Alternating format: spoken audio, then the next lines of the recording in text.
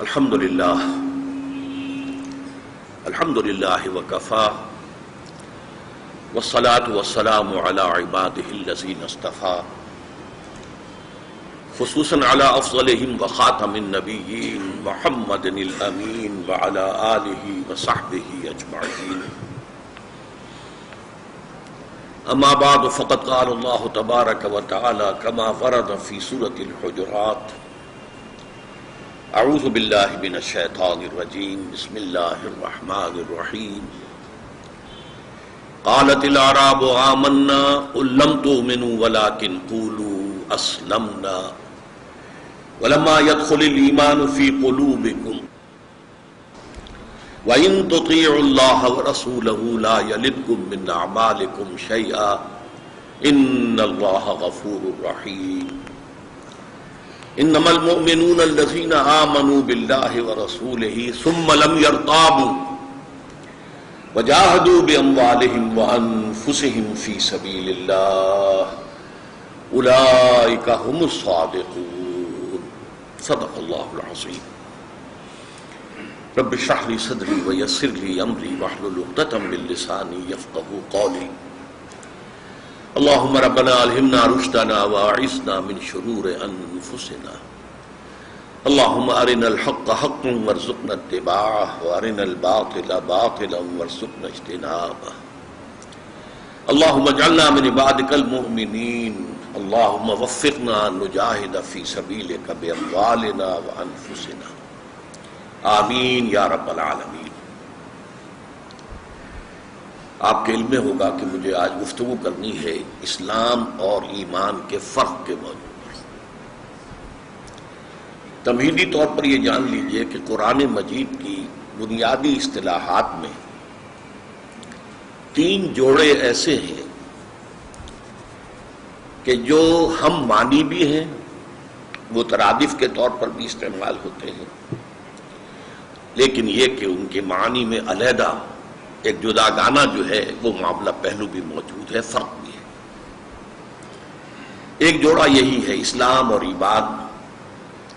ہم اس کو مترادف طور پر استعمال کرتے ہیں. جو مسلمان ہے وہ مومن ہے، جو مومن ہے وہ مسلم ہے.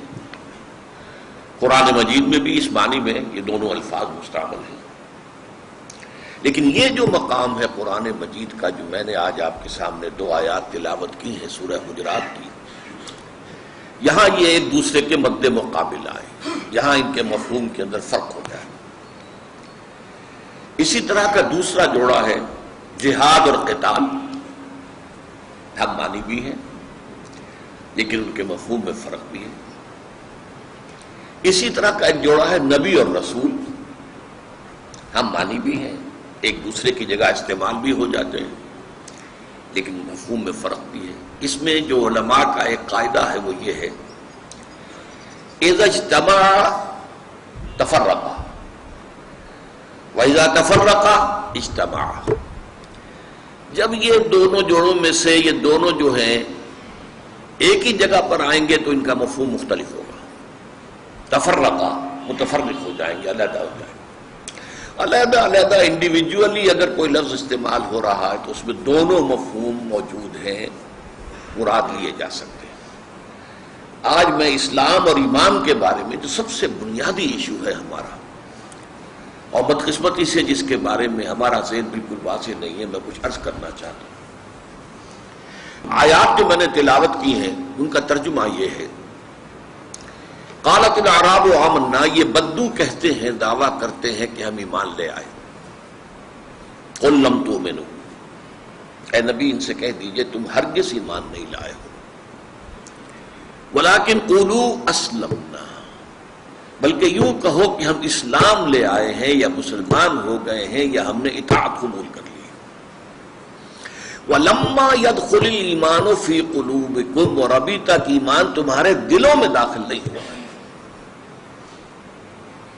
وَإِن تُطِيعُوا اللَّهَ وَرَسُولَهُ.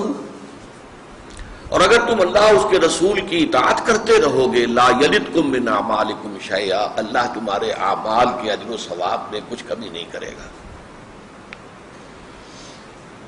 ان اللہ غفور رحیم. اس لیے کہ اللہ غفور ہے، رحیم ہے.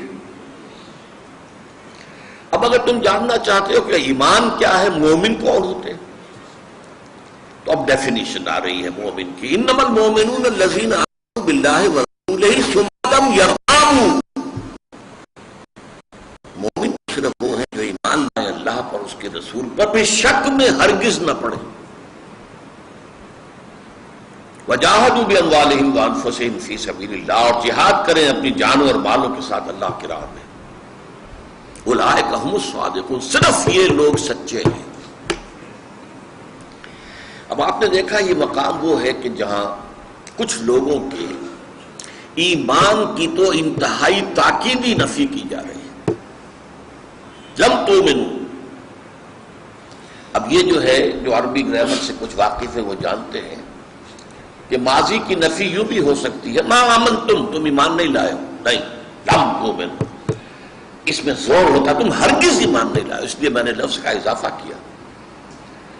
پھر اس پر بھی مزید اضافہ، لما يدخل الایمان فی قلوبکم، ابھی ایمان تمہارے دلوں میں داخل نہیں ہوا. البتہ اسلام تمہارا قبول ہے، ولکن قولوا اسلمنا.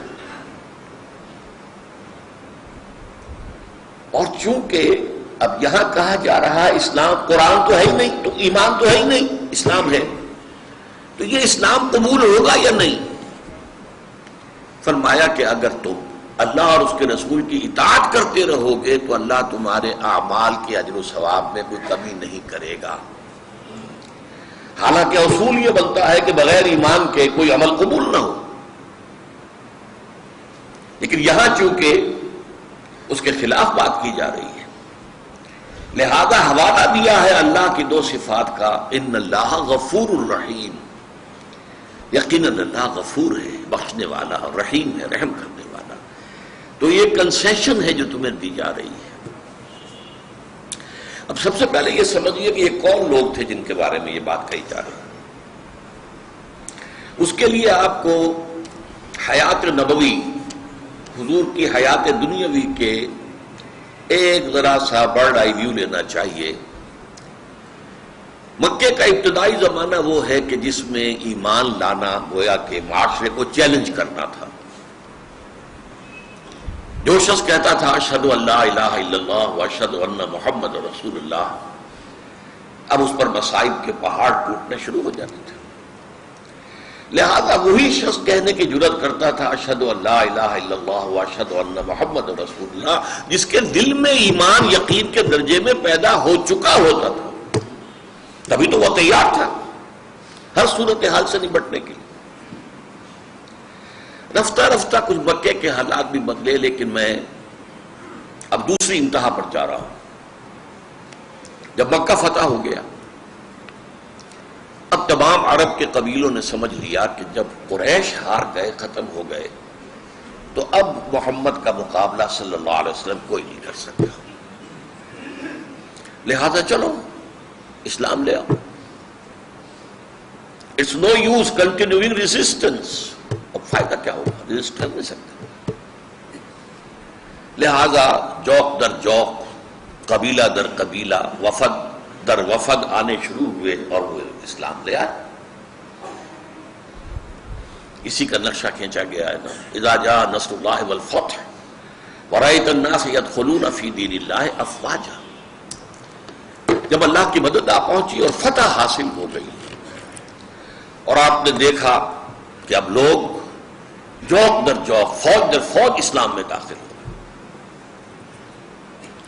ظاہر بات ہے کہ ابتدا میں ایمان لانے والوں کی کیفیت ایمانی اور یہ اس دور میں ایمان لانے والوں کی کیفیت ایمانی میں زمین و آسمان کا فرق ہے. اب ویسے تو مدنی زندگی کے آغاز ہی میں ہو گیا تھا، ایمان لانے کا فوری طور پر کوئی مصیبت نہیں پڑتی تھی، اس لیے کہ حضور تو وہاں پر حاکم کی حیثیت سے داخل ہوئے، بے تاج بادشاہ. لیکن یہ بہت زیادہ نمایاں ہو گیا فتح مکہ کے بعد. اب اس کا تجزیہ کیجیے. جو لوگ بھی اس وقت ایمان لائے ہیں فتح مکہ کے بعد، ان کی قلبی کیفیات تین میں سے کوئی ایک ہو سکتی ہے. ایک یہ کہ ان کے دلوں میں واقعی ایمان بھی پیدا ہو گیا ہو، اس کی ہم نفی نہیں کر سکتے. ایک یہ آخری انتہا پہ لیفٹ سائڈ پر، یہ رائٹ سائڈ ہو گیا، لیفٹ سائڈ پر یہ کہ انہوں نے صرف وقتی طور پر سر نیچا کیا ہو اس انتظار میں کہ پھر جب موقع آئے گا تو اٹھیں گے۔ یہ ہر انقلابی تحریک کے ساتھ ہوتا ہے کہ جب وہ تحریک کامیابی کے ساتھ ہمکنار ہوتی ہے تو اس کے کچھ مخالف جو ہیں وہ، جسے پنجابی میں آپ کہتے ہیں نیوی پانا، وہ سر جھکا دیتے ہیں اور پھر منتظر رہتے ہیں کہ کوئی وقت آئے مناسب کہ پھر ہم کھڑے ہوں۔ اب اس وقت تو ہم اس کے سوا کوئی چارہ کار نہیں پاتے کہ ہم جائیں اور اطاعت قبول کر لیں۔ یہ بدنیتی ہو گئی۔ مثبت طور پر ایمان بھی ہو سکتا تھا، منفی طور پر نفاق بھی ہو سکتا تھا کہ دھوکہ دینے ہی کے لیے ایمان لائے، لیکن ان دونوں کے بین بین ایبے ہو سکتا تھا۔ اب میں سمجھتا ہوں کہ بڑی تعداد ایسے لوگوں کی تھی جن کے نہ مثبت طور پر ایمان تھا نہ منفی طور پر نفاق تھا، دل میں کچھ نہیں تھا، نہ ایمان نہ نفاق، صرف اسلام۔ انہوں نے اطاعت قبول کی، نہ کسی بدنیتی سے نہ ہی وہ مثبت طور پر کسی یقین کے تحت۔ یہ درمیانی لوگ ہیں جن سے یہ خطاب ہو رہا ہے۔ اکثر لوگوں نے سمجھا ہے کہ یہاں پر بات منافقین سے ہو رہی ہے، یہ صحیح نہیں ہے، اس لیے کہ منافقین کا کوئی عمل قبول نہیں۔ یہاں کہا جا رہا ہے کہ اس حالت میں بھی کہ تمہارے دل میں ایمان نہیں ہے، اگر تم اطاعت کرتے رہو گے اللہ اور اس کے رسول کی تو اللہ تمہارے اعمال کو قبول کر لے گا، اس کے اندر کوئی کمی نہیں کرے گا، کیونکہ نفاق نہیں ہے اگرچہ ایمان بھی نہیں۔ اس حالت میں اللہ تعالیٰ تمہارے اعمال کو قبول کر لے گا۔ اور اس سورہ مبارکہ کی آخری آیات کے اندر بات واضح کی ہے، اگر یہ اطاعت کرتے رہو گے تو ایمان پیدا ہو جائے گا، نیک نیتی سے اگر اطاعت کرتے رہو گے تو ایمان بھی پیدا ہو جائے گا۔ لیکن اس وقت کی جو صورتحال ہے اس کے بارے میں فرمایا کہ وَإِن تُطِيعُوا اللَّهَ وَرَسُولَهُ لَا يَلِتْكُم مِّنْ أَعْمَالِكُمْ شَيْئًا۔ اب یہ معاملہ ہے کہ جو انتہائی اہم ہے کہ ایمان کی مؤکد نفی کے ساتھ یہاں پر اسلام کو قبول کیا جائے۔ تو معلوم ہوا اسلام کچھ اور ہے، ایمان کچھ اور ہے۔ یہاں وہ اذا اجتمعا تفرقا، یہ ایک دوسرے کے مقابل آئے ہیں ایک ہی آیت میں، لہذا یہاں ان کا مفہوم ایک دوسرے سے جدا ہے۔ وہ جدا کیا ہے؟ اسلام در حقیقت اس دنیا میں ایک مسلمان معاشرہ اور اسلامی ریاست قائم کرنے کی بنیاد ہے۔ دنیا میں ہم کسی کے دل میں اتر کر نہیں دیکھ سکتے کہ ایمان ہے یا نہیں ہے۔ جس نے کہا اشہد ان لا الہ الا اللہ واشہد ان محمد رسول اللہ، ہم نے اس کو مسلمان مانا۔ قرآن مجید میں ایک جگہ آیا بھی ہے کہ ہرگز مت کہو لست مومنا، تم مومن نہیں ہو۔ ہمیں کیا پتا بھائی، ہو سکتا ہے مومن ہو۔ لہذا دنیا میں سارا معاملہ جو ہے وہ شہادت کی بنیاد پر ہے۔ بھائی زبان سے کہہ رہا ہے، گواہی دے رہا ہے، اشہد ان لا الہ الا اللہ واشہد ان محمد رسول اللہ صلی اللہ علیہ وسلم۔ لہذا ہم رد نہیں کر سکتے الا یہ کہ وہ کوئی جرم کرے یا یہ کہ ثابت ہو جائے کہ یہ تو صرف دھوکہ دینے کے لیے ایمان لایا تھا، اصل میں تو یہ دشمن ملک کا جاسوس ہے۔ ایسا ہوتا رہا ہے۔ پاکستان کے سرحدی جو علاقے ہیں یہ پنجاب کے، ایسا بھی ہوا کوئی ہندو جاسوس بن کر آیا، اس نے ختنہ بھی کرائی، اس نے داڑھی بھی رکھی، اس نے نماز بھی یاد کی، اور کسی سرحدی گاؤں میں وہ امام رہا کئی سال تک۔ بعد میں کھلا انکشاف ہوا یہ تو جاسوس تھا کم وقت۔ تو یہ ہو سکتا، اس اعتبار سے جو دنیا کا معاملہ ہے وہ ایمان پر مبنی نہیں ہے، اسلام پر مبنی ہے۔ اور اسلام میں شہادت ہے، یقین قلبی نہیں ہے، ضروری نہیں ہے، ہو سکتا ہے ہو تو کیا کہہ رہے ہیں، نور علی نور، لیکن ہو سکتا ہے نہ ہو۔ ہم کون ہوتے ہیں کہنے والے؟ تو دنیا کا سارا معاملہ جو ہے وہ اسلام کی بنیاد پر ہے، اور اس کے ارکان کیا ہیں سب کو معلوم ہے، 5۔ بنی الاسلام علی 5 شہادت لا الہ الا اللہ وان محمد رسول اللہ واقام الصلاۃ وایتاء الزکاۃ وصوم رمضان وحج البیت من استطاع الیہ سبیلا۔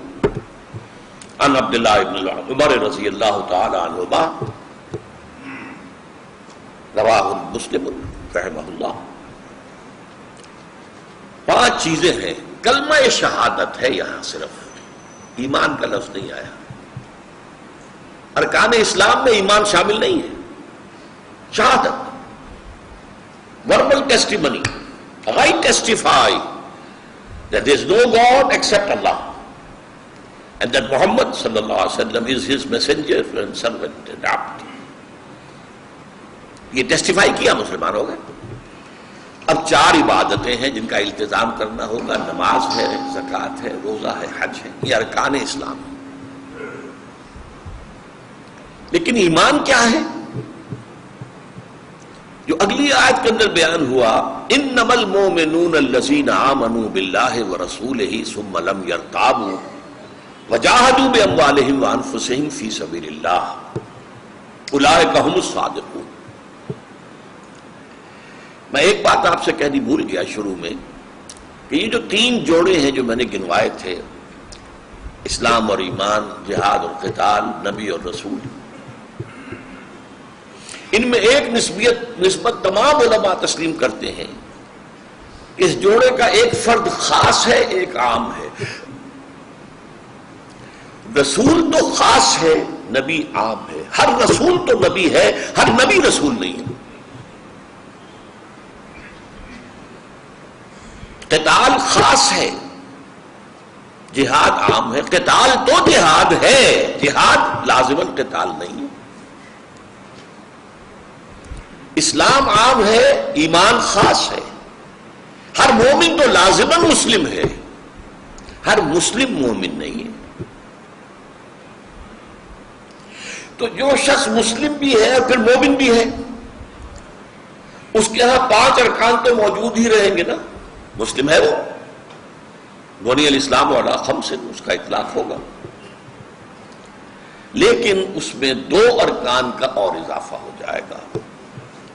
وہ اضافی ارکان ہیں ایمان کے، یہ ہیں جو اس آیت میں آیا، آیت نمبر 15۔ اور کانٹیکسٹ کے اعتبار سے آپ سمجھ سکتے ہیں کہ یہ کتنا اہم مقام ہے،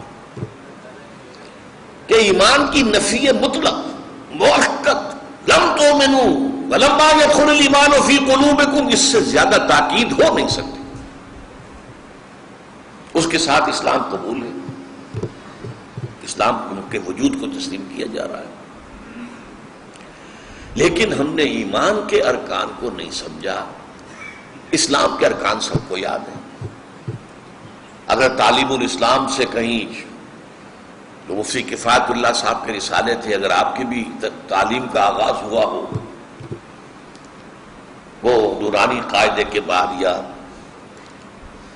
جو بھی الف باتا پڑھنے کے بعد پھر ابتدائی جو تعلیم ہوتی تھی مسلمان بچوں کی، اس میں تعلیم اسلام، تعلیم الاسلام، تو اس سے ہمیں معلوم ہوتا ہے اسلام، ایمان کی ڈیفینیشن کیا ہے۔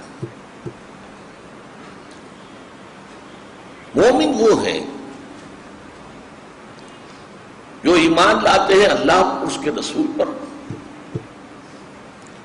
اور پھر قبول کرتے ہیں اس کے تمام احکام، اور اقرار کرتے ہیں زبان سے اور تصدیق کرتے ہیں دل سے۔ اقرار باللسان و تصدیق بالقلب۔ تو ایمان کا ایک رکن اضافی ہو گیا، اقرار باللسان پر تو اسلام ہو گیا، ایمان میں ایک اضافہ ہو گیا تصدیق قلبی، اور دوسرا اضافہ کیا ہوا؟ جہاد۔ چنانچہ یہ جو آیت ہے جو میں نے کہا قرآن مجید کی اہم ترین آیت ہے اس اعتبار سے کہ یہاں پر ایک جامع و مانع تعریف کی گئی ہے ایمان کی، مومن کون ہے، کیونکہ پس منظر یہ ہے کہ اسلام اور ایمان کا اختلاف بیان کیا جا رہا ہے، کانٹیکسٹ یہ ہے۔ اس کانٹیکسٹ میں جب کہا گیا مومن جاننا چاہتے ہو کون ہوتا ہے، ہو سکتا ہے بہت سے لوگوں کے دلوں میں یہ آرزو پیدا ہوئی ہو ہم تو مومن بننا چاہتے ہیں، ہمیں بتایا جائے اس کے پری ریکوزٹس کیا ہیں، اس کے لوازم کیا ہیں، اس کی شرائط کیا ہیں۔ ہم صرف اسلام کے اوپر نہیں رہنا چاہتے، مومن بننا چاہتے ہیں، تو اب بتایا جانا چاہیے۔ انما المؤمنون، اب یہ آیت ایسی ہے کہ اس کے ابتداء میں بھی اور اختتام پر بھی اسلوب حصر ہے۔ یہ اسلوب حصر جو ہے یہ نحو کی ایک اصطلاح ہو گئی۔ مراد کیا ہے اس سے؟ اس کا سادہ ترین اس کی مثال میں اردو میں دیتا ہوں۔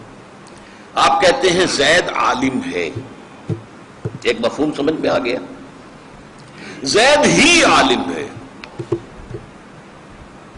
اس سے کیا فرق ہوا؟ باقی لوگوں سے علم کی نفی کر دی، صرف زید عالم ہے۔ ہی کے اضافے سے زمین و آسمان کا فرق پڑ گیا۔ زید عالم ہے، زید ہی عالم ہے، اس کو کہتے ہیں اسلوب حصر، گھیر لینا۔ حصار کے معنی کیا؟ گھیر لینا۔ اس گھیر لینے ہی کو کہتے ہیں منطق میں جامع و مانع تعریف، یعنی تعریف ایسی ہو کسی چیز کی کہ جس میں اس کا کوئی جزء باہر نہ رہ جائے اور کوئی غیر اس میں داخل نہ ہو جائے، جامع اور مانع۔ یہ آیت ہے قرآن مجید میں جو ایمان کی جامع اور مانع تعریف کر رہی ہے۔ انما المؤمنون، مومن تو صرف وہ ہیں الذین آمنوا باللہ ورسولہ ثم لم یرتابوا، جو ایمان لائے اللہ پر، اس کے رسول پر، بھی شک میں ہرگز نہیں پڑے۔ ذرا غور کیجیے اس بات۔ یہ واحد مقام ہے قرآن مجید کا جہاں پر ایمان کے ذکر کے بعد یہ اضافی الفاظ ملتے ہیں۔ ثم لم یرتابوا،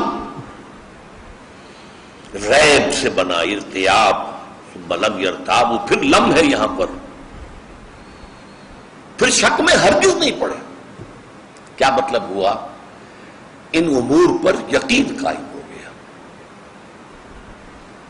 ایمان کن کن چیزوں پر ہے؟ اللہ کی ذات اور صفات پر ہے، اور فرشتوں پر ہے، نبیوں اور رسولوں پر ہے، کتابوں پر ہے، باس بعد الموت پر ہے، حساب کتاب پر ہے، جزا و سزا پر ہے، جنت اور دوزخ پر ہے۔ یہ ایمان اجزاء ایمان ہے، یہ اجزاء ایمان ہے۔ ارکان ایمان میں پہلی چیز ہے یقین، دل کے اندر پیدا ہو جائے۔ میں اس کے فرق کو واضح کیا کرتا ہوں انگریزی کے دو الفاظ سے۔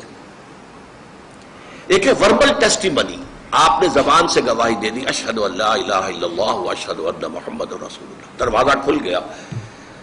یہ شاہدرہ ہے جس سے آپ شاہدرہ کہتے ہیں، بڑا دروازہ، درا۔ یہ شاہدرے دو ہیں، ایک لاہور کے دریائے راوی کے پار ہے۔ کیوں کہتے ہیں اسے شاہدرہ؟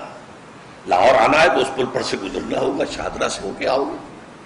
اب تو خیر اور بھی پل بن گئے۔ ایک دلی کے مشرق میں ہے، جمنا پار شاہدرہ۔ دلی میں آؤ گے یو پی کے کسی مقام سے تو شاہدرے سے داخل ہونا پڑے گا۔ تو اسلام کا شاہدرہ کیا ہے؟ وربل ٹیسٹیمنی، اشہد ان لا الہ الا اللہ واشہد ان محمد عبدہ ورسولہ صلی اللہ علیہ وسلم۔ لیکن اس کا معاملہ یقین والا اگر معاملہ چاہتے ہو تو اس میں، اگر ایمان والا معاملہ چاہتے ہو، کوالیفائی کرنا چاہتے ہو ٹو بی اے مومن، پھر یقین دل میں ہونا چاہیے۔ اس کے بغیر تم مومن نہیں۔ اچھا، یہ میں نے بتایا آپ کو کہ دنیا میں ہمارا معاشرہ اور ہماری ریاست، اس کی بنیاد اسلام ہے۔ ایمان اس لیے نہیں بن سکتا کہ ایمان کے جاننے کا ہمارے پاس کوئی ذریعہ نہیں۔ الیکٹرو کارڈیوگرام بنا لیجئے، کچھ بھی کر لیجئے، کوئی شے دل میں اتار دیجئے، آج کل تو سب کچھ ہو رہا ہے۔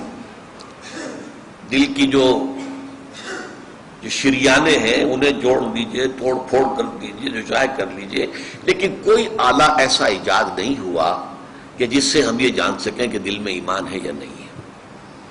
نہ آج سے 1400 برس قبل تھا، نہ آج.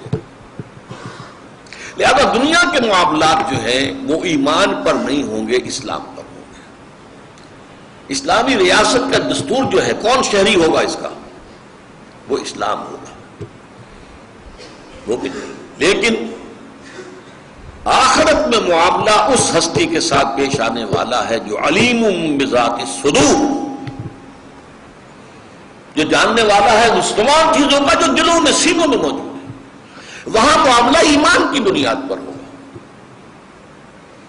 خوش دنیا میں مسلمان تھا، مسلمانوں کا وہ لیڈر تھا، بڑا قائد تھا، سب کچھ تھا، لیکن اگر ایمان نہیں تھا تو اللہ کے ہاں اس کا کوئی مقام نہیں تھا. اور یہ میں بتا چکا ہوں کہ اطاعت اگر ہوتی رہے گی تو کچھ نہ کچھ ایمان ضرور پیدا ہو جائے گا.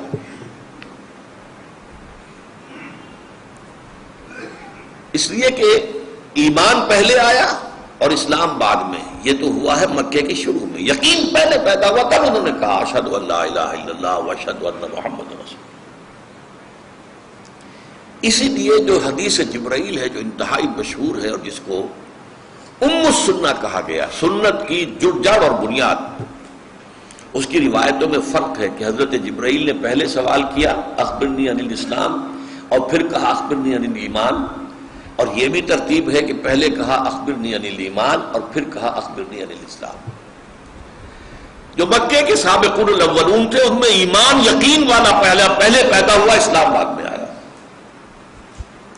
اور یہ جو لوگ تھے بعد میں ایمان لانے والے، ان کے اندر اسلام پہلے آ گیا. پھر اگر انہوں نے اطاعت جو ہے بغیر کسی دھوکے کے، بغیر کسی نفاق کے جاری رکھی، اور یہ اطاعت کلی اطاعت ہوگی، جزوی نہیں. جزوی اطاعت اللہ کیا قبول ہی نہیں. افتؤمنون ببعض الکتاب وتکفرون ببعض فما جزاء من يفعل ذلك منكم الا خزي في الحياة الدنيا ويوم القيامة يردون الى اشد العذاب. تو کیا تم ہماری کتاب اور شریعت کے ایک حصے کو مانتے اور ایک کو نہیں مانتے؟ تو جو کوئی بھی تم میں سے یہ حرکت کرے گا اس کی سزا اس کے سوا کچھ نہیں کہ دنیا میں ذلیل و خوار کر دیے جائے اور آخرت میں سب سے شدید ترین عذاب میں جھونک دیے جائے. وَمَا اللَّهُ بِغَافِلٍ عَمَّا تَعْمَلُونَ، اور اللہ کو غافل اور بے خبر نہیں ہے جو تم کر رہے ہو. اپنی داڑھیوں کی لمبائی سے اور اپنے حجوں کی تعداد سے تم اللہ کو دھوکہ نہیں دے سکتے. اسے معلوم ہے تم سودی کاروبار کرتے ہو، تمہارا کھانا حرام کا ہے. لیکن یہ اگر اطاعت کلی ہے تو ایمان پیدا ہو جائے. البتہ یہاں اسلام پہلے آیا اور اس پر اطاعت ہوئی، اور اطاعت کے نتیجے میں ایمان پیدا ہو جائے. اب اگر پیدا ہو گیا ہے تو اس کا ایک طریقہ کیا ہوگا؟ اتر جائے گا دل میں. اسی لیے اسی سورہ حجرات میں ایک آیت وہ بھی آئی ہے صحابہ کرام کے بارے میں، وَلَٰكِنَّ اللَّهَ حَبَّبَ إِلَيْكُمُ الْإِيمَانَ وَزَيَّنَهُ فِي قُلُوبِكُمْ. اے نبی کے صحابیوں، اللہ نے تو تمہارے لیے ایمان کو محبوب کر دیا ہے اور اسے تمہارے دلوں کے اندر کھبا دیا ہے. یہ ہے دلوں میں کھبا دیا ہے. انگریزی میں کہیں گے وربل ٹیسٹیمنی اور ایک پرسنل کنوکشن، ذاتی یقین.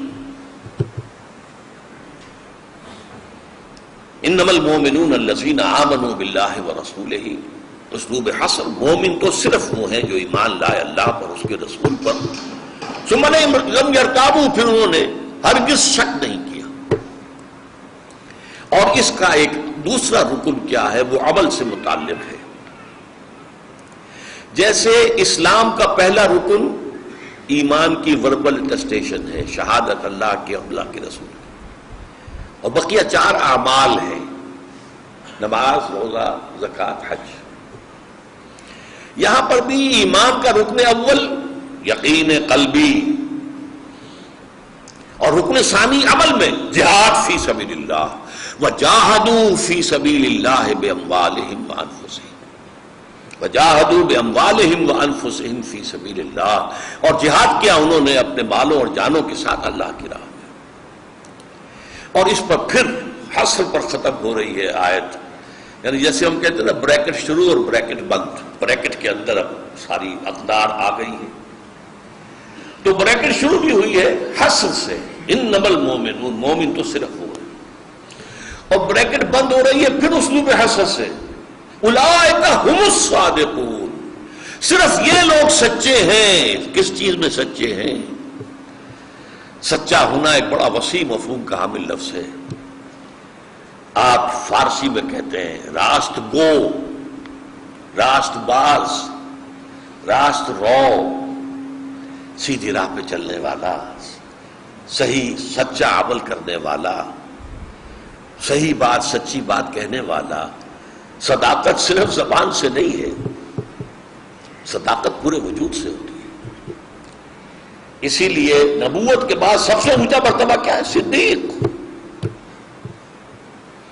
صدق اس کی پوری شخصیت کے اندر رچ بس جاتا ہے۔ نبوت کے بعد صدیق، پھر شہداء، پھر صالحین۔ فَأُولَٰئِكَ مَعَ الَّذِينَ أَنْعَمَ اللَّهُ عَلَيْهِم مِّنَ النَّبِيِّينَ وَالصِّدِّيقِينَ وَالشُّهَدَاءِ وَالصَّالِحِينَ وَحَسُنَ أُولَٰئِكَ رَفِيقًا۔ جہاد دوسرا رکن ہے۔ جہاد ہے تو ایمان ہے، اور جہاد نہیں ہے تو ایمان نہیں ہے۔ میں بہت کیٹیگوریکل باتیں کر رہا ہوں، ورنہ بات سمجھ میں نہیں آئے گی۔ اب دیکھیے اس وقت کے حالات کا جائزہ لیجیے۔ مسلمان 1.25 ارب 1.5 ارب کے درمیان ہے، 125 کروڑ یا 150 کروڑ کے درمیان مسلمان دنیا۔ مسلمان تو ہے، کیا مومن بھی ہیں؟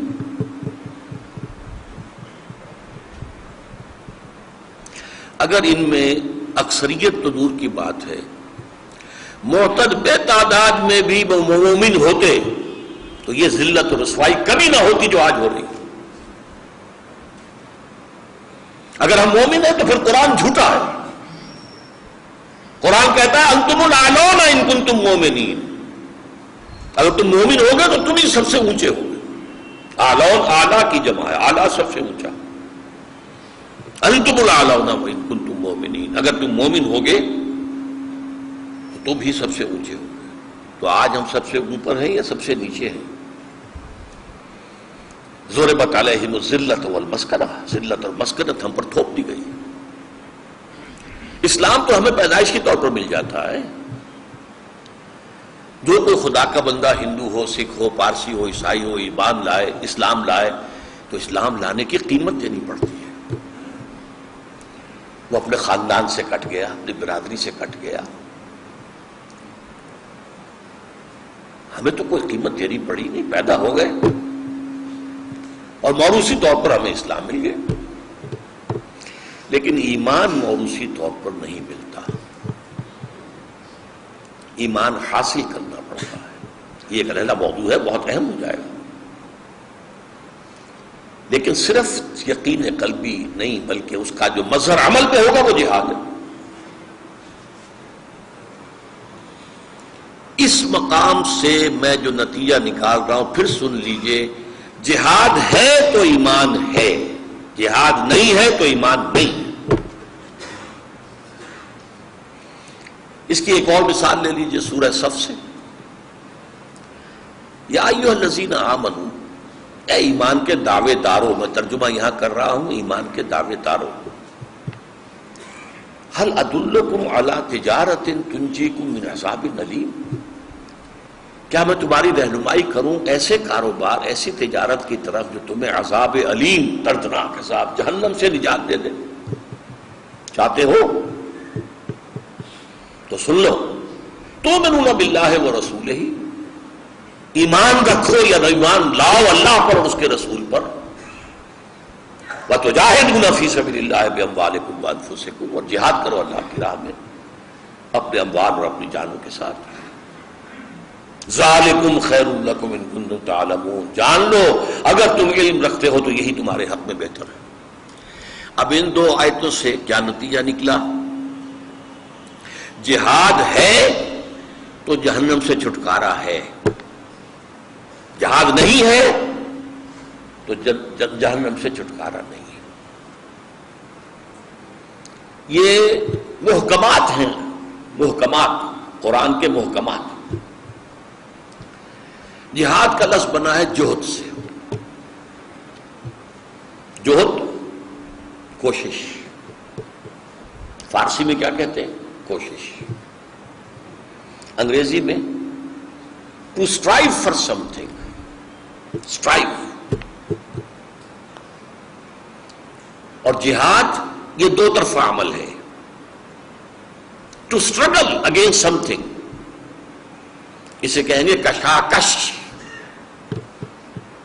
جیسے ٹگ آف وار جو ہوا کرتا تھا، رسہ کشی، اس رسے کو ادھر سے ایک ٹیم کھینچ رہی ہے، ادھر سے ایک ٹیم کھینچ رہی ہے، کشاکش۔ تو جہد سے جہاد بنا، سمجھ گیا اس بات کو؟ جہاد کا ترجمہ کشاکش فارسی میں، جبکہ جہد کوشش۔ انگریزی جہد کے معنی، جہد کے لیے لفظ to strive for something, to strive for something, اور جہاد to struggle against something. اس کی ایک مثال اور لے لیجیے، قتل اور قتال۔ قتل یک طرفہ عمل ہے، آپ جا رہے تھے، کسی نے شوٹ کر لیا، آپ کے ہاتھ سان گمان میں بھی نہیں تھا کہ میرے ساتھ کیا ہونے والا، یہ قتل ہے۔ قتال کیا ہے؟ آمنے سامنے آ گئے، یہ اس کو قتل کرنا چاہتے، وہ ان کو قتل کرنا چاہتے، یہ قتال ہو گیا، جنگ۔ قتل یک طرفہ عمل ہے جہد کی طرح، اور قتال مقابلے میں آ کر ایک دوسرے کو قتل کرنے کی کوشش۔ یہ اگر بات سمجھ میں آ گئی تو اب ذرا باتیں کچھ علمی نوعیت کی ہیں، ذرا غور کیجئے گا۔ جہاد زندگی کی سب سے بڑی حقیقت ہے۔ ہر لیونگ بینگ جو ہے، لیونگ بینگ، وہ جہاد کر رہا ہے۔ جہاد کاہے کے لیے؟ رزق کے حصول میں مقابلہ چل رہا ہے، جس کو کہتے ہیں انگریزی میں اسٹرگل فار ایگزسٹنس۔ وجود کے لیے کوشش ضروری ہے، اور کوشش میں مقابلہ ہوتا ہے۔ فلاں ایک جو ہے اسامی خالی ہے، آپ بھی چاہتے ہیں، کوئی اور بھی چاہتا ہے، وہ بھی کوئی سفارش لا رہا ہے، آپ اس سے بڑی سفارش لائیں گے، یہ جہاد ہو رہا ہے نا۔ اس کا نام ہے اسٹرگل فار ایگزسٹنس۔ اسٹرگل میں نے کہا تھا، انگریزی میں جہاد اسٹرگل۔ تو اسٹرگل فار ایگزسٹنس، یہ ہر لیونگ کریچر جو ہے اس کے لیے ایک لائف کا ایک فینومینن ہے۔ اب انسانی سطح پر آئیے، ایک جہاد وہ ہے جو تمام انسان کریں گے، اپنے حقوق کو حاصل کرنے کے لیے جہاد۔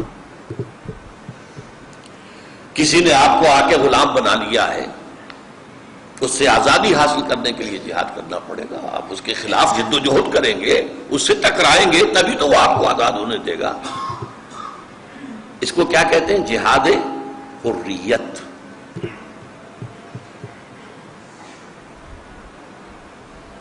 جہاد زندگانی کافر بھی کرتا ہے، وہ جو اسٹرگل فار ایگزسٹنس ہے، اس کو اقبال نے کہا جہاد زندگانی، زندگی کا جہاد۔ جہاد زندگانی میں ہے یہ مردوں کی شمشیریں۔ تو جہاد زندگانی ایک غیر مسلم بھی کر رہا ہے اور مسلمان بھی کر رہا ہے۔ فرق کیا ہوگا؟ مسلمان شریعت کے تابع رہ کر وہ جہاد کرے گا، حرام ذریعے سے نہیں کمائے گا، حلال سے کمائے گا، جبکہ غیر مسلم کے لیے کوئی قید نہیں ہے۔ اسی طرح جہاد حریت، جہاد حقوق، سیلف ڈٹرمینیشن، خود اختیاری حاصل کرنا، اس کی جد و جہد وہ غیر مسلم بھی کریں گے، مسلمان بھی کریں گے۔ جو یورپین کولونیلزم ہم پر مسلط تھا پورے ایشیا پر، اس سے نجات حاصل کرنے کے لیے ہندوؤں نے بھی جہاد کیا، جہاد حریت، جہاد آزادی مسلمانوں نے بھی کیا، عیسائیوں نے بھی کیا، افریقی ممالک کے اندر بہت سے جو عیسائی تھے انہوں نے جہاد کیا، کہیں قتال کی نوبت بھی آ گئی، الجزائر والوں نے کتنی جنگ کی ہے، کتنی جانیں دی ہیں، تب جا کر جو ہے فرانسیسی ان کو چھوڑنے پر آمادہ ہوئے، آزادی حاصل ہوئی۔ یہ ہے جہاد حریت۔ غیر مسلم بھی کرے گا، مسلم بھی کرے گا، لیکن مسلم اللہ کی شریعت کے حدود کے اندر کرے گا، یہ فرق ہوتا جائے گا۔ جب اللہ کے حدود کے اندر وہ جہاد زندگانی کر رہا ہے تو اس کی زندگی عبادت بن جاتی ہے، اور جب وہ اللہ کی حدود کے اندر شریعت کے دائرے کے اندر جہاد حریت کر رہا ہے تو بھی وہ عبادت ہے۔ تیسرے لیول پر ہے نظریاتی جہاد۔ ایک ایمان ہے، ایک شرک ہے، یہ کوئی ایگزسٹ نہیں کر سکتے۔ ایمان اور شرک میں تو تصادم ہوگا۔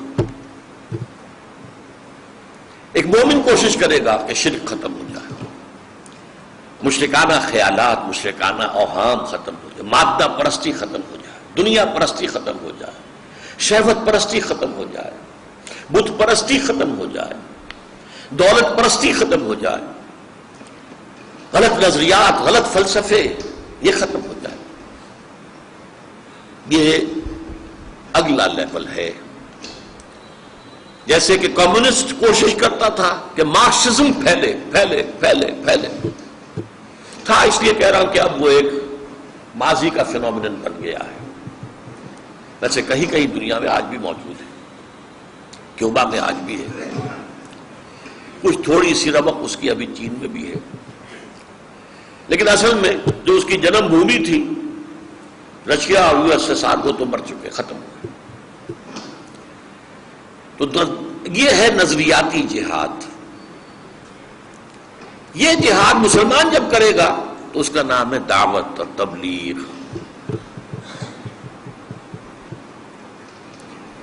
لیکن اس سے پہلے اللہ کا بندہ بننے کے لیے جو جہاد کرنا پڑے گا وہ نفس کے خلاف کرنا پڑے گا۔ ان النفس لامارۃ بالسوء، نفس تو کہتا ہے روزی لو، رشوت لو، کاہے کو تم خواہ ہاتھ روک رہے ہو، ابھی بڑا بچوں کی فیسیں دینی ہے، فلاں یہ کرنا، اس وقت تو نہیں ہے کچھ، لو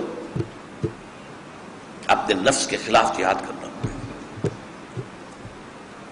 اسی لیے حضور نے فرمایا ای الجہاد افضل یا رسول اللہ، پوچھا گیا آپ سے سب سے افضل جہاد کون سا ہے حضور؟ آپ نے فرمایا ان تجاہد نفسک فی طاعت اللہ، سب سے اونچا، سب سے افضل جہاد، اونچا نہیں افضل، سب سے اونچا جہاد قتال فی سبیل اللہ ہے، لیکن سب سے افضل جہاد اپنے نفس کے خلاف ہے کہ اسے اللہ کا مطیع بناؤ۔ افضل میں اعلیٰ میں فرق ہے۔ فرض کیجئے 100 منزلہ عمارت ہے، اس میں سب سے اہم پہلی منزل ہے، پہلی ہوگی تو دوسری، دوسری ہوگی تو تیسری، اوپر کا دار و مدار تو اس پہلی منزل پر ہے نا۔ سب سے اونچی 100ویں منزل ہوگی۔ تو اہمیت اور افضلیت میں جہاد، نفس کے خلاف جہاد، معاشرے کے خلاف جہاد۔ معاشرہ جا رہا ہے دنیا پرستی کے رخ پر، مادہ پرستی کے رخ پر، آپ جانا چاہتے ہیں خدا پرستی کے رخ پر، تصادم ہوگا کہ نہیں ہوگا؟ کشمکش کرنی پڑے گی۔ زمانہ باطنہ سازت تو با زمانہ بساز۔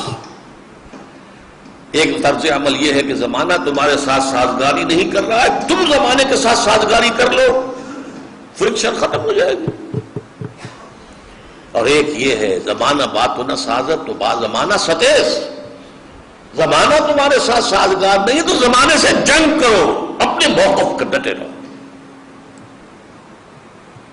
آپ کو معلوم ہے کہ ایک طرف موب جا رہا ہے، ہجوم، اگر آپ بھی اسی طرف جا رہے ہیں تو آپ کو خود بخود وہ موب ہی دھکا دیتا ہوا لے جائے گا، اور اگر آپ اس کے خلاف چلنا چاہیں، وہ ادھر جا رہا ہے موب اور آپ ادھر آنا چاہتے ہیں، تو جو کچھ ہوتا ہے حج میں رمی جمارات پر وہ کیوں ہوتا ہے؟ ادھر سے آنے والے جو ہیں وہ زور لگاتے ہیں، ادھر سے ریلا آتا پیچھے لے جاتا، زور لگاتا چل قدم آگے بڑھے، موت کا زور آیا اور پیچھے لے گیا۔ یہ کشاکش ہے، مسلسل کشاکش ہے معاشرے کے ساتھ۔ پھر تیسری ایک قوت ہے غیر مرئی، شیطان لعین اور اس کے ایجنٹ جو جنات میں سے ہیں۔ یہ تو غیر مرئی ہے، ہم دیکھ نہیں سکتے، لیکن اس کے انسانی ایجنٹ بھی ہیں، وہ ہمیں نظر آتے ہیں، جو بے حیائی پھیلانا چاہتے ہیں، جو کفر اور شرک کو عام کرنا چاہتے ہیں، جو اسلام کی بیخکنی کرنا چاہتے ہیں۔ بہرحال جہاد پہلے لیول پر نفس کے خلاف، معاشرے کے خلاف، شیطان کے خلاف، دوسرے لیول پر دعوت، تبلیغ، اسلام کے نظریات کو پھیلانا، باطل نظریات کی نفی کرنا۔ جان لگے گی، وقت لگے گا، پہلے آپ دین سمجھیں گے تو آگے سمجھائیں گے اور پھیلائیں گے، قرآن پڑھیں گے تو آگے پڑھائیں گے، لہذا اس میں وقت بھی لگے گا، محنت بھی، صلاحیت بھی، قوت بھی، ٹائم بھی، سب کچھ ہوگا۔ آخری جہاد جو ہے وہ نظام کا جہاد ہے، یہ سب سے اونچا جہاد۔ ایک نظام بادشاہی، ایک نظام جمہوری۔ اب جمہوری قوتیں زور لگا رہی ہیں کہ بادشاہی نظام ختم ہو جائے اور جمہوری نظام آ جائے، لیکن کیا آسانی سے آ جائے گا؟ یہ نظام کی کشاکش ہے، اس میں بھی غیر مسلم بھی ہیں، مسلم بھی ہیں۔ بادشاہ ایران جو بھاگا ہے تو اس وقت جبکہ 20,000 سے لے کر 30,000 تک ایرانیوں نے جانیں دے دی، تب بھاگا ہے۔ یہ نظام، حالانکہ وہ بھی شیعہ تھا، باقی نظام سب شیعہ تھے، مذہبی تو نہیں تھا کوئی اختلاف، نظام کا اختلاف تھا، بادشاہی نظام نہیں چاہیے۔ زار کی فوجوں کے خلاف بولشویکس جو کھڑے ہوئے، قربانیاں دی ہزاروں نے، وہ شہنشاہیت کے خلاف، اور جو کمیونسٹ نظام قائم کیا۔ یہ ہے نظام کا ٹکراؤ۔ کمیونزم کا نظام بخلاف سرمایہ داری، جمہوریت کا نظام بخلاف بادشاہی اور شہنشاہیت، اسلام کا نظام بخلاف کفر، طاغوت۔ یہ قائم کرنے کی جدوجہد، یہ جہاد کی سب سے اونچی منزل ہے،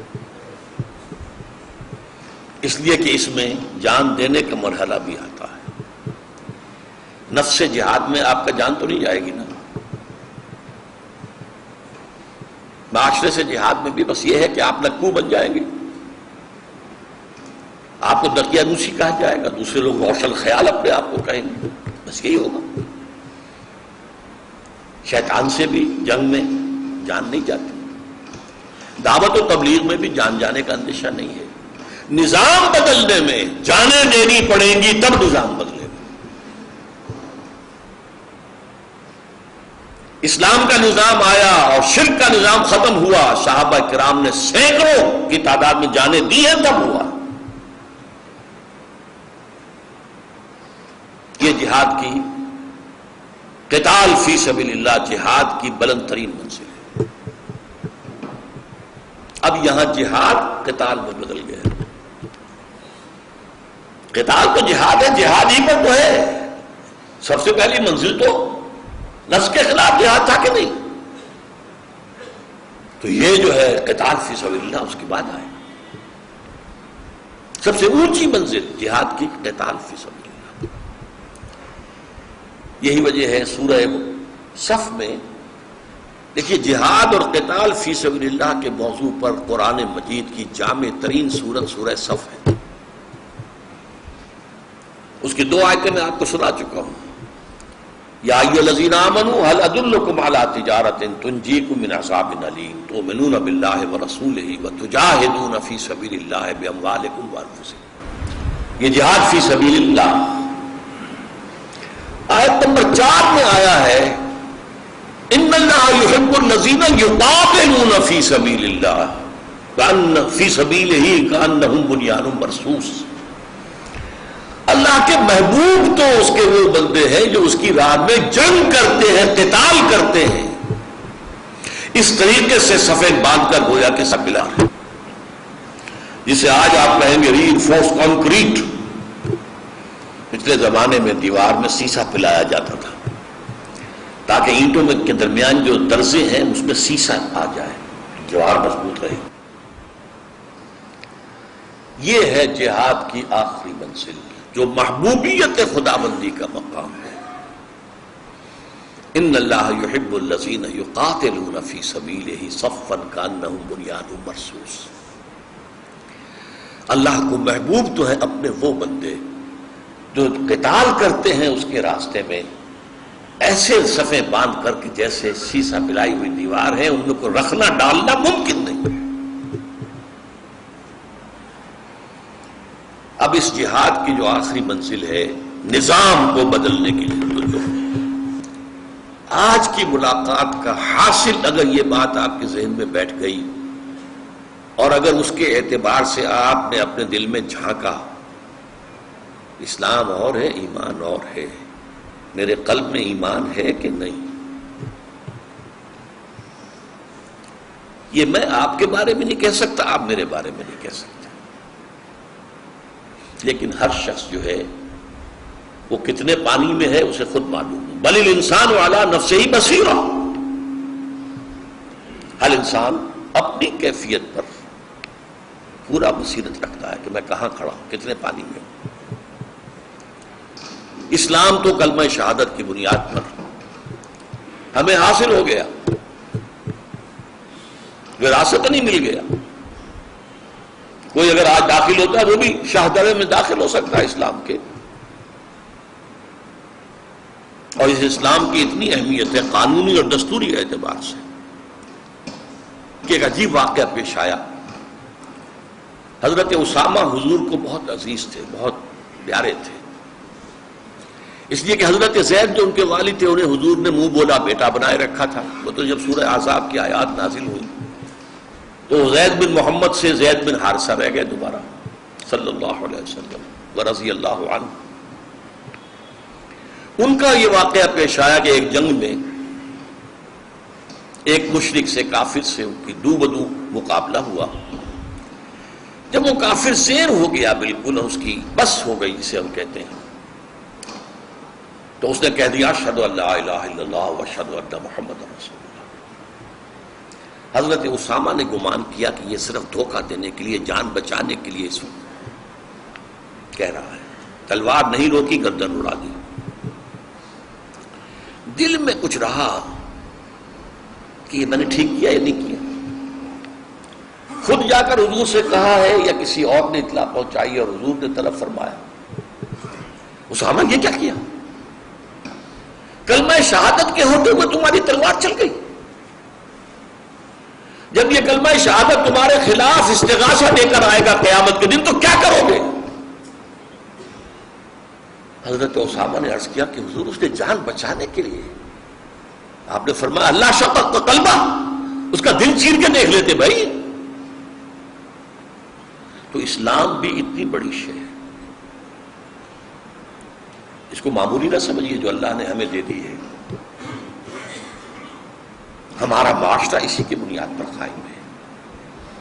ہم ایک دوسرے کو مسلمان سمجھ کر ایک دوسرے سے معاملہ کرتے ہیں. آپ اپنی بیٹی کا نکاح جو ہے کسی مسلمان ہی سے کر سکتے ہیں.